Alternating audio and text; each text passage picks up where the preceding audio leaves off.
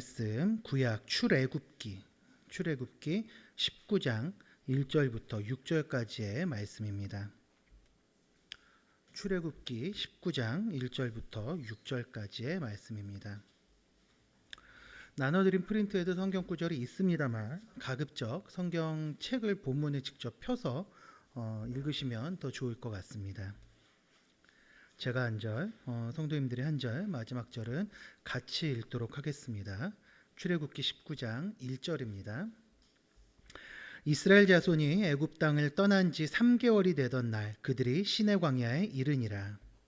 그들이 르비디머에 떠나 시내 광야에 이르러 그 광야에 장막을 치되 이스라엘이 거기 산 앞에 장막을 치니라. 모세가 하나님 앞에 올라가니 여호와께서 산에서 그를 불러 말씀하시되 너는 이같이 야곱의 집에 말하고 이스라엘 자손들에게 말하라. 내가 애굽 사람에게 어떻게 행하였음과 내가 어떻게 독수리 날개로 너희를 업어 내게로 인도하였음을 너희가 보았느니라. 세계가 다 내게 속하였나니 너희가 내 말을 잘 듣고 내 언약을 지키면 너희는 모든 민족 중에서 내 소유가 되겠고 너희가 내게 대하여 제사장 나라가 되며 거룩한 백성이 되리라. 너는 이 말을 이스라엘 자손에게 전할지니라. 아멘. 네, 점심 식사들 맛있게 하셨습니까? 네, 오늘도 우리 주마간상격으로 구약을 한번 쫙 훑어보는 시간을 가질 텐데 인터넷에 보면 요즘 유행하는 글이 있습니다. 과거와 현재를 이렇게 막 대조해서 옛날엔 이랬고 요즘은 이랬다 이렇게 막 대조를 하는데 1990년대하고 지금 2020년대 차이점을 비교하는 글 중에 굉장히 재미있는 글이 하나가 있더라고요. 우리 성도님들 중에 운전 면허 있으시고 뭐 이렇게 해보신 분들 많이 계실 줄 아는데 옛날에 차량에 꼭 필요한 것들이라면 뭐가 있었을까요? 뭐 여러 가지가 있을 텐데 네. 일단은 이거 떠올리시면 재밌으실 겁니다. 일단은 차를 딱 이렇게 운전을 하면 이 옆에 재떨이 있는데 항상 100원짜리 500원짜리 동전이 좀 채워져 있었습니다. 그렇죠? 뭐 하는 데 쓰는 용도입니까? 네, 톨비 내야죠. 그렇죠? 네. 그리고 또 하나 이제 어떤 분들은 이제 여기 앞에 이렇게 열어야지 나오시는 분들도 계시고 어떤 분들은 앞에 센터페시아에 쫙 장식을 해 놓으시는 분들도 계시는데 고속도로에서 이제 그 잠조 칠 때 들으는 카세트 테이프. 그렇죠? 그 다음에 좀 시간이 지나면 그 위에 이렇게 CD 쫙 진열해 놓고 했었죠. 그 다음에 뒤에 이제 뒷자리에 모과. 네. 그 다음에 의자에 이제 대나무 시트. 뭐 그런 것들을 많이 했는데 이게 최근이랑 요즘이랑 가장 결정적인 차이점은 이겁니다. 이제 먼 길 떠나면은 이건 저희 어머니의 기억에서 저도 이렇게 좀 떠오르는 게 있는데 먼 길 떠나면 항상 뒷자리에서 뭐 주섬주섬 찾아가 이렇게 꺼냅니다. 이따만한 지도책. 그렇죠? 지도 옛날엔 그 지도를 보고서 어디 보자 강릉으로 가면은 몇 번 국도를 따라서 이렇게 가면 될래나 이렇게 옛날엔 했었어요. 그죠? 그런데 그때는 지금보다 더러도 좀 덜 복잡했고요. 예, 10년 전만 해도 여기 그 동부간선도로 올라가는 길이 그렇게 막히질 않았습니다. 그렇죠? 그랬는데 요즘은 새벽 6시부터 꽉꽉 막히더라고요. 예, 시대가 많이 바뀌었는데 이게 이 동네도 이럴 정도다 보니까 요즘은 뭐 여기저기 도로가 아주 막 그 구석구석 잘 뚫렸는데 그 옛날에는 그렇지 않다 보니까 그 지도책 한 곳만 있으면 전국 어디를 가더라도 그 지도책 한 곳만 있으면 참 무서울 게 없었던 시대입니다. 예. 근데 요즘은 이제 그 지도가 없고 그 내비게이션으로 다 하죠. 그래서 우리 성도님들은 요즘은 지도 뒤지는 것보다는 이제 뭐 경로를 뭐 벗어났습니다. 이 소리가 더 익숙하실 거고요. 그 다음에 하이패스를 달아놓기 때문에 굳이 동전을 이렇게 쌓아놓지 않아도 되는 뭐 그런 시대가 됐는데 이 지도 얘기를 좀 제가 일부러 꺼내려고 이 얘기를 좀 했습니다. 근데 과거에는 지도를 가지고 다녔고 그 다음에 요즘은 내비게이션을 켜고 다니지만 원리는 똑같습니다. 초행길에 가신다 그러면 어떻게 해야 됩니까? 지도. 옛날엔 지도고 요즘은 내비게이션에서 안내해주는 길만 잘 따라가면 초행길도 뭐 심지어는 뭐 유럽을 가시든 뭐 저기 아프리카를 가시든 두려울 게 없는 시대가 됐죠. 근데 그 지도가 없으면 혹은 내비게이션이 먹통이 되면 잘 아는 길도 헤매게 돼요. 우리가 성경을 읽는 것도 우리가 이렇게 큰 지도책을 펴놓고 우리가 목적지를 향해서 조심스럽게 따라가는 거하고 비슷하다고 생각을 하시면 될 것 같습니다. 아니면 내비게이션을 따라서 안내를 받으시는 것과 똑같다고 생각을 하시면 되는데, 우리가 성경을 펴서 우리가 찾아야 되는 목적지는 뭡니까?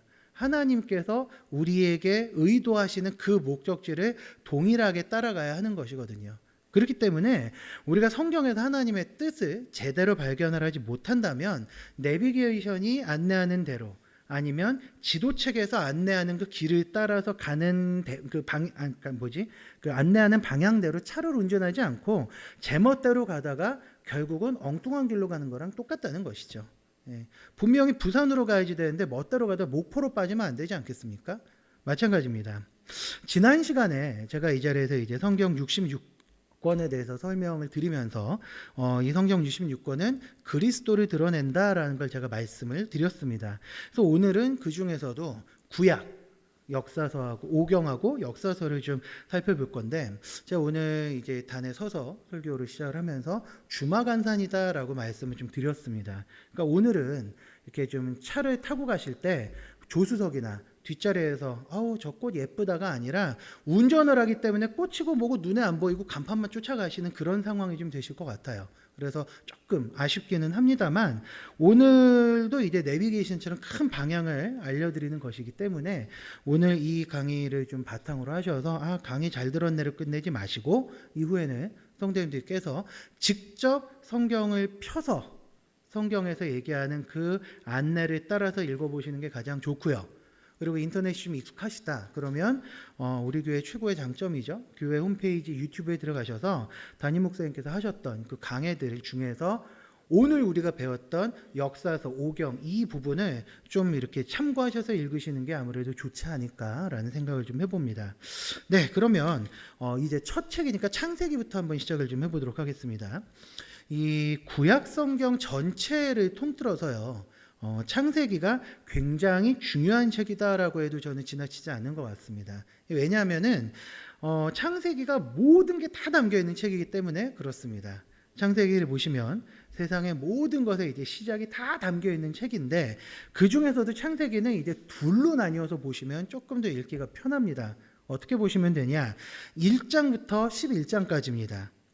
1장부터 11장까지는 아마 우리 성도님들 프린트에는 제가 좀 이렇게 구멍을 뚫어놨을 거예요. 그거는 이제 졸지 마시라고 제가 해놓은 겁니다. 근데 화면에 다 띄워놨죠. 1장부터 11장까지로 한 토막을 치실 수 있고요. 그 다음에 12장부터 50장까지가 또 한 토막입니다.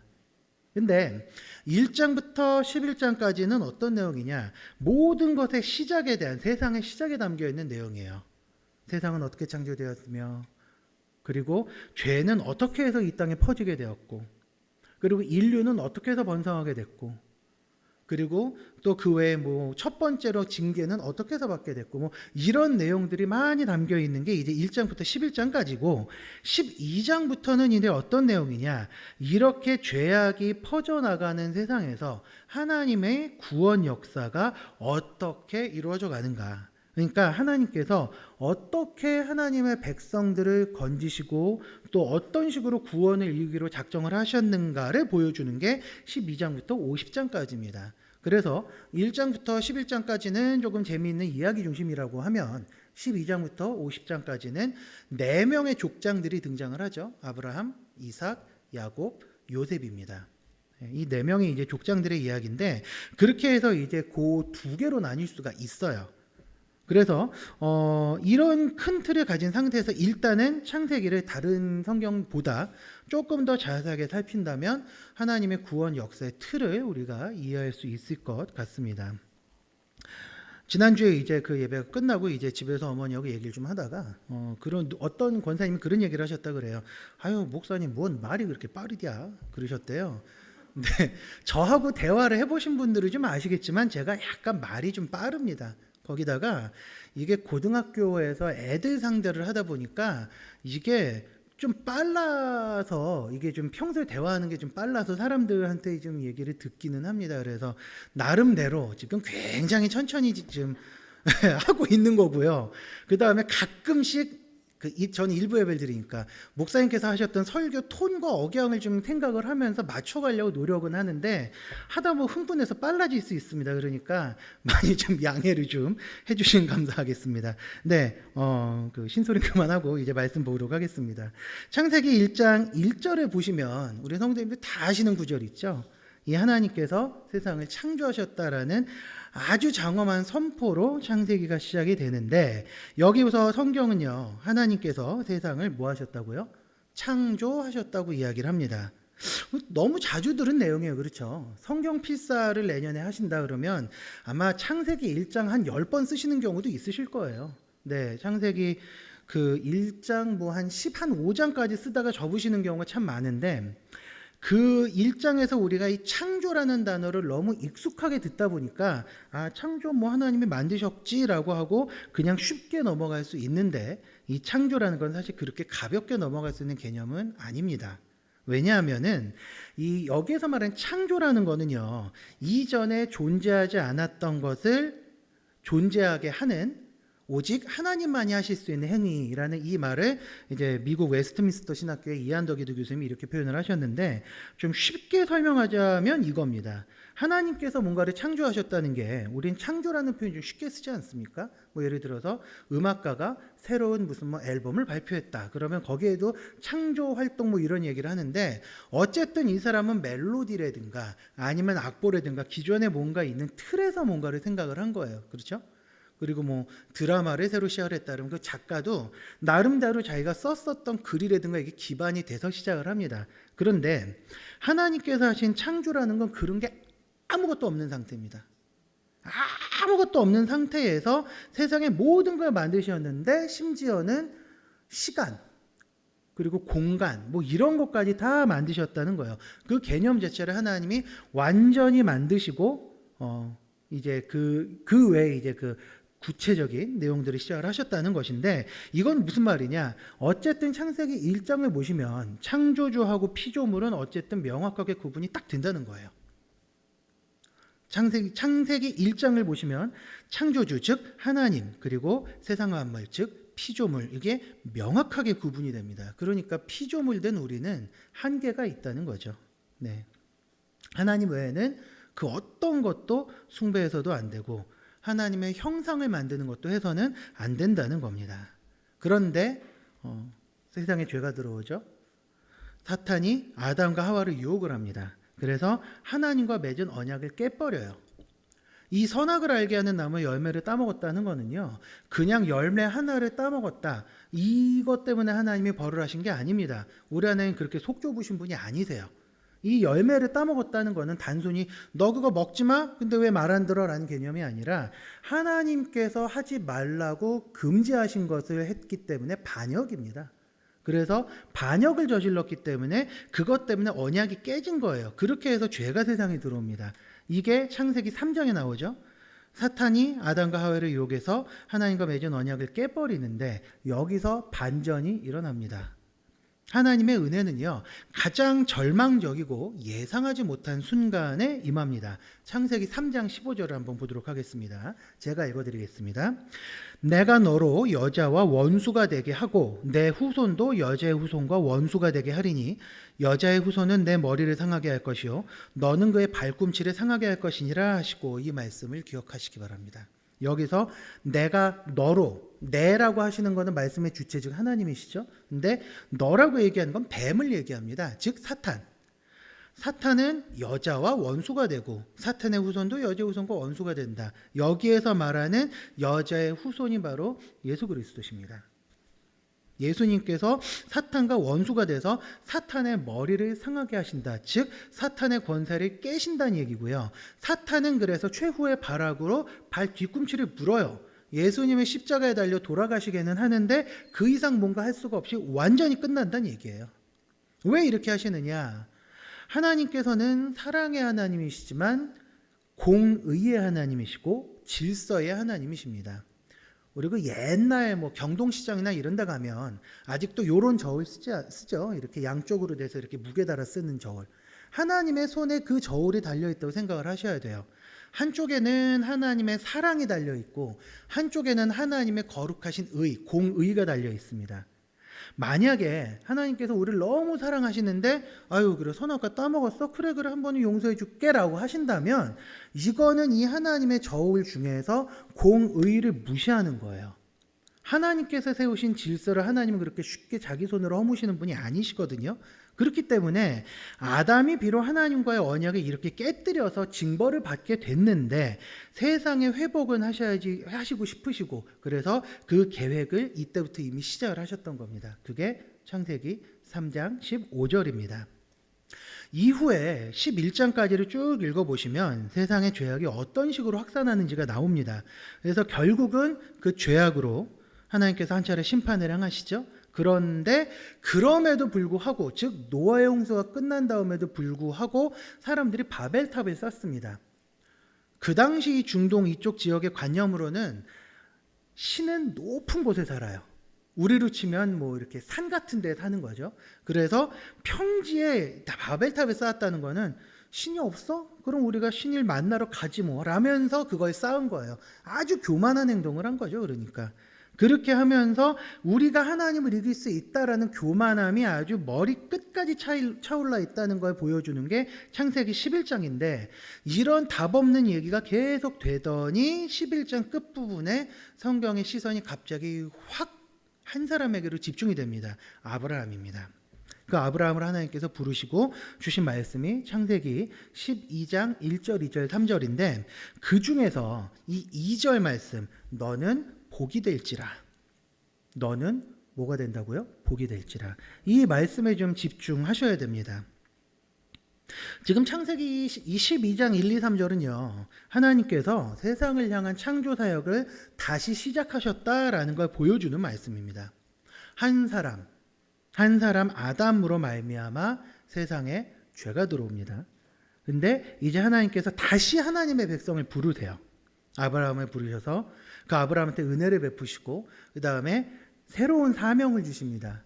이제 아브라함을 통해서 세상에 다시 하나님의 은혜가 흘러 들어갈 거예요. 이 아브라함이 받은 이 말씀은 특권이기도 하지만 사명입니다. 너는 복이 될 것이다. 복 받을 것이니까 너도 다른 사람에게 복이 좀 돼줘라. 사명이죠. 그래서 이 말씀에 순종을 해서 자신의 이제 본토 친척 아브의 집을 떠나죠. 그런데 이 사건은 에덴 동산의 사건과는 조금 결이 다릅니다. 두 가지인데요. 일단 첫 번째로 아브라함은 그렇게 완벽한 사람이 아니에요. 완벽한 사람이 아닙니다.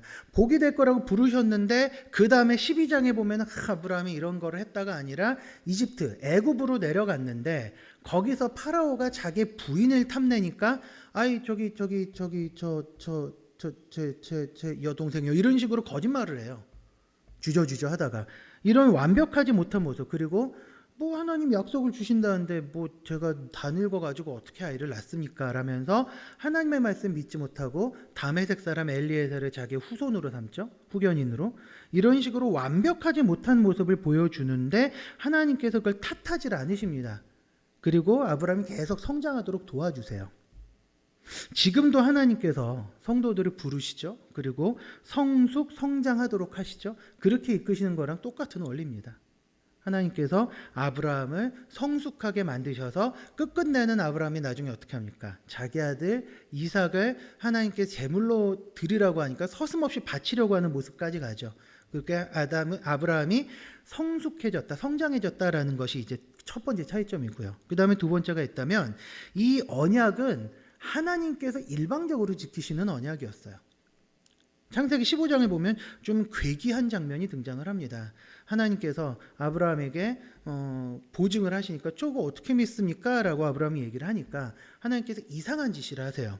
제물로 뭐 암소, 양, 염소 등등 쫙 갖다 놓고 그 반을 쪼개라. 반을 쪼개서 이렇게 놓고 그 다음에 이제 준비를 해놔라고 하는데 그게 반이 이렇게 쪼개는 건지 이렇게 쪼개는지 모르겠어요. 상상은 하지 마세요. 끔찍합니다. 그런데 그렇게 딱 쪼개놓고 있으니까 그날 밤에 이상한 장면이 등장을 합니다. 갑자기 타는 횃불과 연기 나는 화라고 그 쪼개는 사이로 휙 지나가는 모습을 보여주세요. 이게 뭐냐? 이게 그 당시에 유행하던 조약 체결 의식입니다. 요즘은 우리가 조약을 요즘 우리가 조약을 맺으면 어떤 식으로 하죠? 무슨 똑같은 서류 양쪽에 놓고 사인하고 교환하면서 이렇게 보여주고 사진 한번 찍고 악수 한번 하고 이렇게 하죠. 그런데 옛날에는 그렇게 안 했습니다. 어떤 식으로 했느냐? 딱 쪼개서 재물을 놓고 쌍방이 양쪽에 섭니다. 그렇게 하고 갑과 을이 나뉘어져요. 주종관계죠. 주종관계. 주인이 된 사람이 나는 너한테 이런 거를 베풀었던 사람이다. 나는 너한테 이런 혜택을 줬다. 앞으로 나는 너한테 이런 걸 해줄 것이니 너도 나한테 충성을 바쳐다오. 뭐 이렇게 얘기를 하고 최종적으로 뭘 하느냐? 그 재물 사유로 지나갑니다. 이게 무슨 뜻이냐? 만약에 우리 둘 중에 한 사람이라도 약속을 어기면 너 이 꼴 된다라는 저주예요.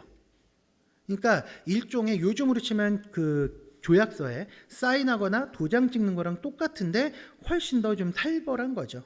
근데 여기 보시면 타는 화로와 연기 나는 횃불이 지나간다는 건 나오는데 아브라함이 그 사이를 지나갔다는 얘기는 나오지 않습니다. 이건 무슨 말이냐? 하나님은 우리 같은 형상이 있는 분은 아니시기 때문에 뭔가 아브라함이 직접 눈으로 볼 수 있도록 형상화를 해주셨어요. 하나님 횃불이 아닌 겁니다. 그래서 직접 보여주셨는데 아브라함 가만히 있어요. 이게 무슨 얘기냐? 만약에 내가 이 언약이 깨지는 걸 보느니 차라리 내가 이렇게 되는 게 낫지. 내가 확실하게 언약을 지켜주마라고 하나님이 직접 보증하시는 거예요. 그러니까 이 언약에서 아브라함은 의무가 없습니다.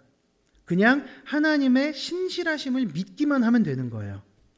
이렇게 하면 하나님께서 언약을 구체화하시면서 아브라함이 어떻게 복의 통로가 될지를 아주 구체적으로 알려주신 게 15장입니다. 이 언약이 이후에 이삭과 야곱과 요셉을 통해서 계승이 됩니다. 창세기 끝입니다. 금방 지나가죠? 그런데 출애굽기는 어떻게 시작이 되느냐?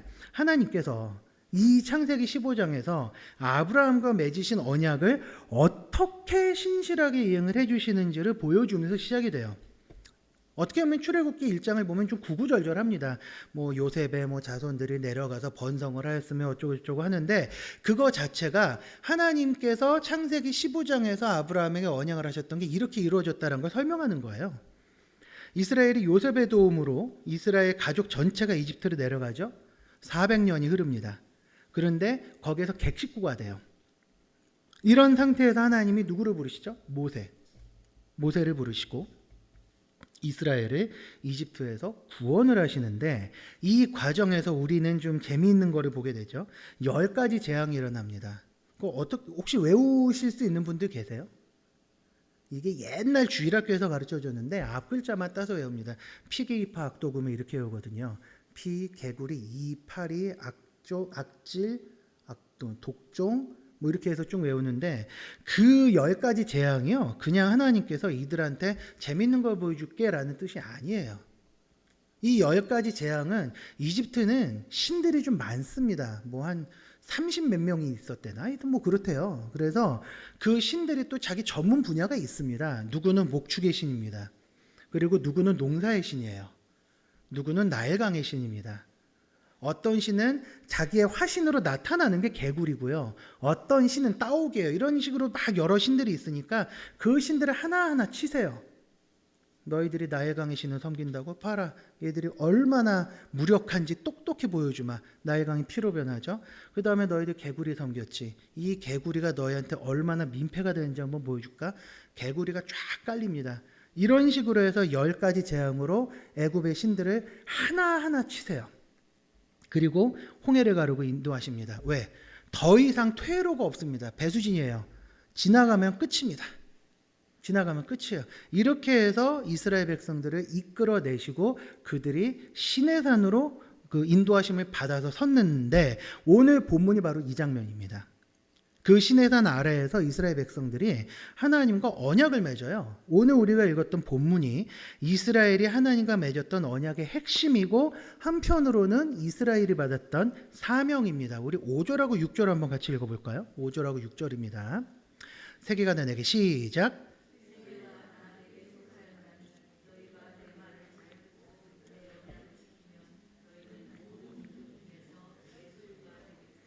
너희가 내게 대해 뭐가 된다고요? 제사장 나라가 되며 거룩한 백성이 되리라까지. 네. 하나님께서 이스라엘에게 부여하신 새로운 정체성이 바로 제사장 나라입니다. 제사장 나라. 무슨 말일까요? 본문을 한번 다시 읽어보겠습니다. 이스라엘에게 약속하신 것 모든 민족 중에서 내 소유가 될 것이다. 그리고 제사장 나라가 되고 거룩한 백성이 될 것이다 라고 하셨어요. 이 말은 무엇이냐? 이제 이스라엘은 이 세상의 소유가 아니라는 얘기입니다. 모든 민족 중에서 하나님의 소유가 된다는 거예요. 이스라엘이 출애굽 과정에서 배운 것이 무엇이냐? 이들은 이 세상에 속하지 않은 이방인이고 나그네라는 겁니다. 이 세상에 속하지 않았다는 얘기예요.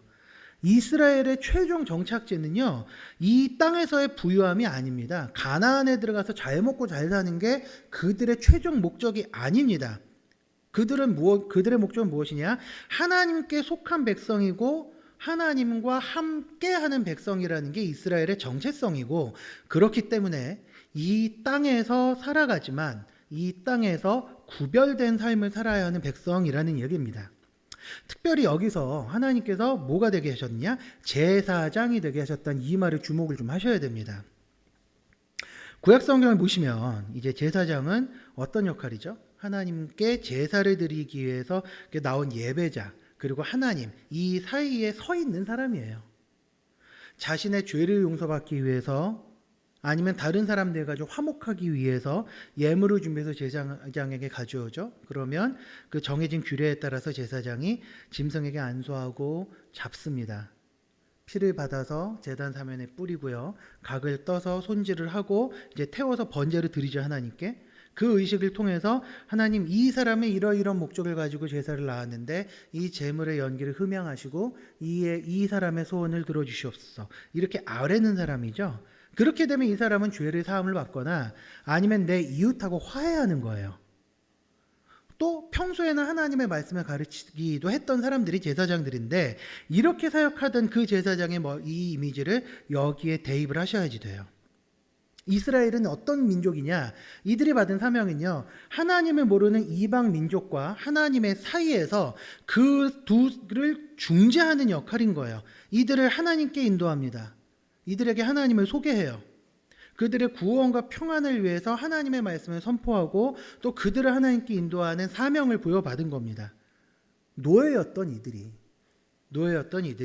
세상을 축복하고 그들을 위해서 하나님께 기도하고 생명의 말씀을 줘서 다시 살게 하는 사명을 부여받았는데, 그 사명을 어떻게 실천을 하느냐? 이걸 위해서 5가지의 제사와 7개의 절기를 주시고 수많은 법조항을 주신 게 레위기입니다. 예전에 어떤 세미나 가서 이제 그 세미나를 들었더니 레위기를 이 단어로 딱 정리하시더라고요.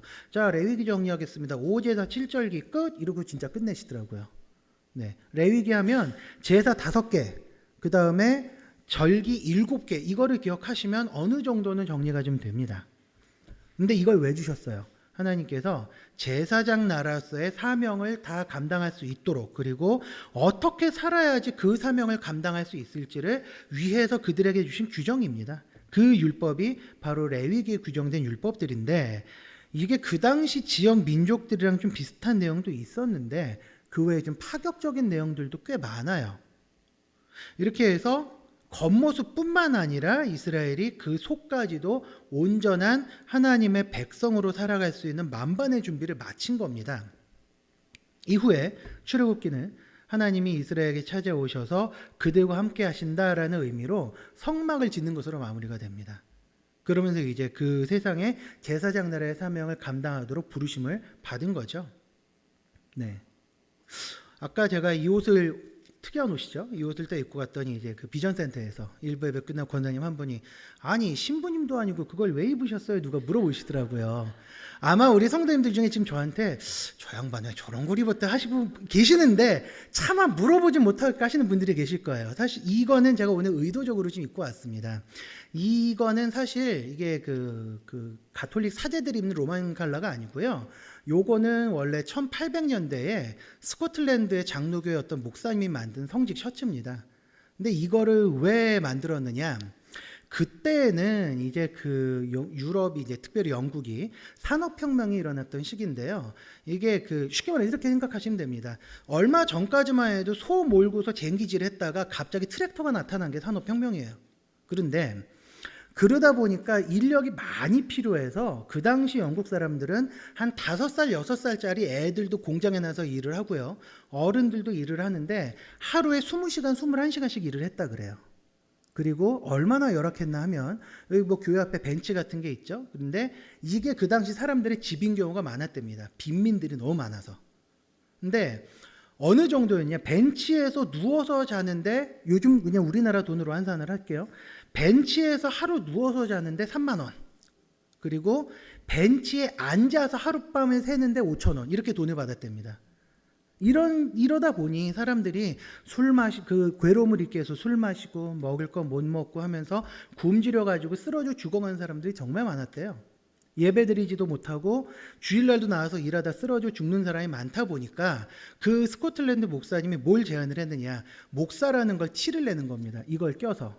그래서 지나가던 사람이 저 목사님이시죠? 아, 예, 그런데요. 저기 아무개라는 사람이 있는데 그 사람이 지금 쓰러져서 죽어가는데 예배도 못 드려서 세례도 못 받았습니다. 마지막 가는 길에 세례 좀 주시면 안 되겠습니까? 뭐 아니면 누구가 있는데 저기 위해서 기도 좀 해주시면 안 되겠습니까? 라고 사람들이 우리를 보고 목사라는 걸 알아보고 우리에게 도움을 청할 수 있도록 이 옷을 입읍시다라고 해서 간편하게 고안한 게 이겁니다. 실제로 이 셔츠는 요거 이렇게 빠집니다. 네, 이게 되게 신기하시네요. 그래서 이거 집어넣을 때 약간 좀 속된 말로 모양이 빠지게 하는데, 그래서 저도 좀 의도적으로 가끔 입는데요. 사실 이걸 입는 이유는 넥타이를 안 해도 되니까 입은 거긴 합니다. 근데 이거를 의도적으로 좀 보여드리고 싶었어요. 왜냐? 그리스도인들은 이런 식으로 우리가 하나님을 섬기는 사람입니다라는 걸 보여줘야 될 의무가 있거든요. 그럼 그들이 와서 너희 하나님을 믿는 제사장 민족이라면서 우리에게 하나님을 좀 소개해다오. 그래? 가자. 그러면서 너희들은 하나님은 유일하신 한 분 하나님이시다라는 걸 설명을 해주고 그들에게 하나님의 복음을 전해주도록 부르심을 받았는데, 오늘 설교 제목이 뭐죠? 제사장 나를 부름 받았으나입니다. 이후에 보시면 이스라엘 백성들이 사명을 감당 못해요. 굉장히 안타깝습니다. 이게 이스라엘이 아예 대놓고 민수기부터 실패가 시작이 됩니다. 어떤 실패가 시작이 되느냐? 첫 번째 세대가 반역으로 쫓겨나요. 광야에서 죽습니다. 그리고 신명기는 무엇이냐? 그 쫓겨나서 죽임을 당하고 어린 세대가 장성해서 출애굽 2세대가 돼요. 그 2세대가 하나님의 말씀을 건너 들었지 정확하게 모르기 때문에 모세가 죽기 전에 모압 평지에서 백성들을 모아놓고 하나님의 말씀을 3차례에 걸쳐서 가르쳐요. 설교를 통해서. 그래서 모세 고별 설교 3편이 신명기입니다. 그렇게 해서 이들이 말씀을 듣고 여호수아 때 가나안 땅에 들어가죠. 그런데 여호수아의 마지막 장을 보면 뭔가 조짐이 이상합니다. 이스라엘이 뭔가 분열이 좀 있는 것 같기도 하고 하나님의 말씀을 뭔가 정석대로 지키는 것 같지도 않는 것 같기도 하고 뭔가 찜찜한 모습이 보이더니 결국은 사사기에 들어가면 사달이 일어나요. 어떤 사달이냐? 사사기에 반복되는 패턴이 있습니다. 어떤 패턴인가 하면요. 첫 번째로 이스라엘 백성들이 하나님을 저버립니다. 까맣게 잊어버려요. 언약 백성답게 안 살고 맘대로 살고 이방신을 섬깁니다. 그러면 하나님께서 심판을 하시는데 그건 언약에 근거한 심판입니다. 그냥 하시는 게 아니라 신명기에서 아니면은 민수기에서 하나님께서 분명히 약속하셨던 너희들이 이방 민족이 신을 섬긴다면 내가 이렇게 하겠다라는 것에 근거한 심판이 내려요. 그러면 아이고 하나님 우리가 잘못했습니다. 회개를 하고 그러면 하나님께서 새로운 사사를 한 명 보내주십니다. 그럼 그 사사가 이스라엘 평안을 가지고 오는데 그 사사가 죽고 나면 또 이스라엘이 하나님을 잊어버립니다. 이게 계속 반복이 돼요. 사사기에. 그나마 아예 사사기 중간에 이제 삼손 이야기까지 가면 그나마 회개도 안 합니다. 이렇게 하면서 도대체 누가 언약 백성인지도 모르는 상태가 떨어지고 나중에 사무엘에 들어가면 무슨 일이 일어나느냐? 백성들이 이렇게 얘기하죠. 우리에게 왕을 주소서. 우리에게 왕을 주소서. 이스라엘이 왕이 없는 이유는요. 이스라엘의 진짜 왕은 하나님 한 분이시기 때문에 그렇습니다. 이스라엘의 왕은 하나님이세요. 그런데 이들은 그 하나님을 섬기는 제사장 민족이라는 정체성을 저버립니다. 우리도 똑같이 왕이 있으면 얼마나 좋은데요. 왕 주세요. 그래서 첫 번째 왕을 주십니다. 너희들이 구별된 삶을 살기 싫다고? 그래 좋다. 너희들이 원하는 조건대로 왕을 주마. 그게 사울입니다. 키도 크고 잘생겼다 그래요. 가문빨도 괜찮았습니다. 속된 말로. 그랬는데 그 사울이 실패하죠. 그래서 하나님이 두 번째로 주신 왕이 다윗인데, 다윗을 좋게 생각하시면 안 돼요. 다윗의 역사를 이렇게 일대기를 살펴보시면요, 다윗이 나이가 들면서 권력에 취하면서 점점 더 교만해지는 모습들이 드러나는데, 그게 밧세바 사건이랑 인구조사 사건입니다. 이게 다윗의 말년에 일어난 사건이에요. 이 지구상에 완벽한 왕은 절대 있을 수 없습니다. 그게 다윗을 통해서 하나님께서 보여주시는 거예요. 그 이외엔 더하죠. 그나마 다윗이 기준점인데, 다윗과 같이 행하였으나 혹은 다윗의 길로 행하지 아니하여라고 해서 이스라엘이 계속해서 죄악을 반복하고 하나님에 멀어지다가 결국은 열왕기 역대기 후반에 가시면 아수르에게, 바벨론에게 남부강국이 멸망을 당합니다. 근데 이 멸망도요, 언약에 근거한 저주예요. 분명히 말씀하셨습니다. 너희들이 나를 잊어버린다면, 그리고 너희들이 마음대로 행한다면 내가 이방 민족을 들어서 너희들을 심판하겠다라고 분명히 말씀을 하셨는데, 그 언약의 불순종에 의거한 저주가 완전히 실현이 되면서 구약성경 역사서는 끝납니다. 그리고 나중에 포로에서 돌아온 이들의 이야기까지 오면서 끝이에요. 그래서 이 이야기만 놓고 본다면 이걸로 끝이야? 진짜 이게 끝이야? 이게 다야? 라는 소리가 나올 수밖에 없는 게 구약입니다. 이스라엘이 왜 실패했을까요? 이스라엘이 왜 실패했을까요? 이유는 간단합니다. 그들에게 뿌리 깊이 박혀있는 죄악의 역사 때문입니다. 이걸 우리 신학에서는 죄성이라 그러죠. 그 죄성이 우리하고 하나님 사이를 멀어지게 했어요. 이사야 59장을 보면 이런 말씀이 있습니다. 오직 너희 죄악이 너희와 하나님 사이를 갈라놓았다라고 되어 있습니다. 그 죄악 때문에 이스라엘이 하나님의 사명을 저버린 겁니다. 그리고 또 하나, 세상의 제사장 나라가 된다고요? 이게 사실은 눈에 보이는 혜택이랑은 거리가 좀 멉니다. 화려하지도 않고 재미도 없습니다. 세상에서 누릴 수 있는 것들을 누리지 못해요. 하나님만 섬겨야 돼요. 그게 재미있겠습니까?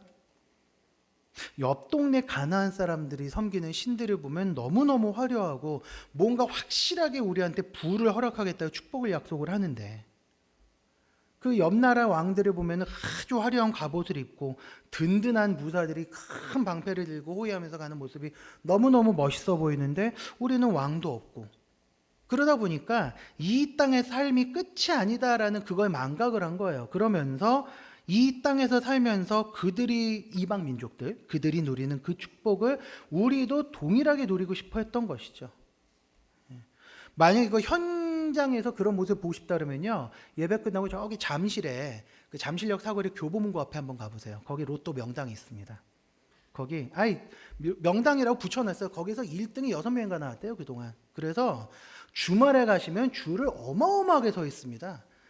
제가 지지난주인가요? 무슨 일이 있어서 거길 갔었는데 줄이 이렇게 2번까지 서 있더라고요. 뭐겠습니까 그거? 로또 한 방으로 인생 역전이에요. 만약에 그리스도인들이 그 로또를 보면서 주여 오늘 밤 꿈에 숫자 6개를 불러주시옵소서, 이거 기도하시면 안 돼요. 네. 만약에 그리스도인들이 그렇게 산다 그러면 우리도 이스라엘이랑 똑같은 겁니다. 네. 번거로운 희생제사를 드리고 막 이렇게 하는 거, 하나님께서 우리에게 그 제사장 민족이니까 너희들은 구별된 삶을 살아야 된다라고 하는데 그거를 망각을 한 겁니다. 교회에 모인 성도들한테서 그런 얘기가 나온다면 우리도 다를 게 없는 거죠. 이 땅에서의 삶이 끝이 아닙니다. 이스라엘이 광야에서 지냈던 시간이 영원하지 않았던 것처럼 우리도 이 땅에서 살아가는 삶이 영원하지가 않습니다. 이 희생제사들 나오는 거, 각종 절기들은요, 예수님께서 오시면 이런 일을 해주실 거라는 모형입니다. 모형. 우리는 순종하지 못하지만 하나님께서는 그럼에도 불구하고 더 큰 은혜로 우리에게 영원한 은혜를 베풀어 주실 것이라는 것을 가르쳐 주신 거였어요. 땅 한 조각을 차지했어도 그 땅에 영원한 평화와 안식은 없는데, 그 안식을 언젠가 너희의 진정한 왕이신 그리스도께서 오시면 주실 것이다라는 걸 가르쳐 주시려고 한 겁니다. 우리에게 있는 지도자, 변덕스럽고 권력을 탐하고 자기 원하는 대로 하는 지도자지만 언젠가 너희들이 맞이할 지도자는 저런 모습이 아니라 목숨까지 너희를 위해서 던질 수 있는 진짜 지도자다. 그걸 가르쳐 주시기 위해서 지도자들을 세우신 거예요. 이 구약의 찜찜함들은 결국 예수님께서 오시면서 완벽하게 성취가 됩니다. 우리한테는 소망이 없고요. 우리 힘으로는 율법을 지킬 수도 없고 하나님의 기준을 충족할 수 없는데 그 기준을 충족해 주신 예수님께서 얻으신 의를 우리에게 전가 나눠주심으로 우리도 하나님께 의로부터 칭하심을 입게 된 것이죠. 이게 신약입니다. 이번 한 주간을 살아가실 때 구약을 읽어보시면서 이스라엘 백성들이 뭘 받았다고? 왕같은 제사장의 사명을 받았지라는 걸 기억하시면 좋겠습니다. 그리고 우리 성도님들을 통해서부터 우리 주위의 이웃들이 복을 받는 일들이 좀 일어났으면 좋겠습니다. 일단 전도 열심히 하시고 또 하나님 말씀 전하시고 그러면서 우리를 통해서 그들에게 하나님의 은혜가 복이 어떻게 임하는지를 보시는 한 주간이 됐으면 좋겠습니다. 그렇게 해서 구약 성도들은 실패했지만 우리가 다시 받은 그 사명, 왕같은 제사장이 되는 그 사명을 이번 한 주간 충실하게 살아갈 수 있도록 한 주간을 살아갈 수 있는 성도님들이 되시면 좋겠습니다. 네, 정신없으셨죠? 역사는 끝입니다. 우리 시간에 같이 한번 기도하면서 나아갈 텐데요. 하나님께서 우리에게 은혜를 주셔서 하나님, 우리에게 하나님의 복음을 주시고 우리가 세상의 복의 통로가 될 수 있도록 다시 은혜를 주셨으니 이번 한 주간을 살아갈 때 하나님 우리의 이웃들에게 주의 복음을 전하고 복의 통로가 되어서 우리를 통하여서 우리 이웃들이 하나님을 알게 되고 우리를 통하여서 우리 이웃들이 복음을 얻고 변화된 삶을 살 수 있게 해달라고 다짐하며 잠깐 기도의 자리로 나아갔으면 좋겠습니다. 같이 기도하시겠습니다.